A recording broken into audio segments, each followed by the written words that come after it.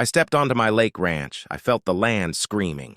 The forest that protected my family for generations was wiped out, trees butchered, animals slaughtered, bullets on the ground, and a chainsaw still warm like whoever did this had just walked away. But the worst part? The sign that used to mark the area as a state protected reserve was ripped out and replaced with a fake HOA notice demanding I comply or lose my property. They didn't know they'd chosen the wrong land or the wrong owner.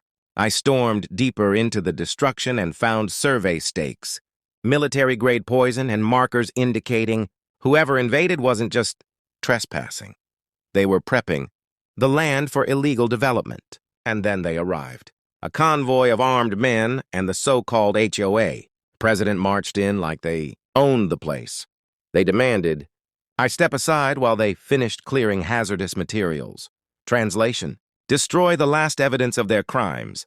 When they aimed their weapons at the remaining wildlife and raised chainsaws toward the final standing trees, I snapped. I shouted that this was federally protected Cherokee heritage land, and touching it was a federal offense.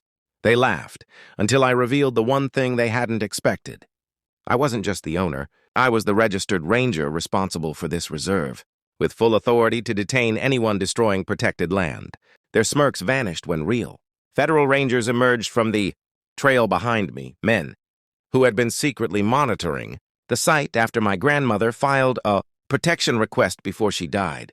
Within minutes, the fake HOA, the armed hunters, and their development team were surrounded, disarmed and arrested for illegal logging, animal slaughter, land fraud, and tampering with protected heritage grounds. Watching them get hauled away felt like the forest itself was finally breathing again. And as the sun rose over the ravaged clearing, I made a promise to my grandmother's spirit that this land would never fall into the hands of people who saw it as profit instead of sacred ground.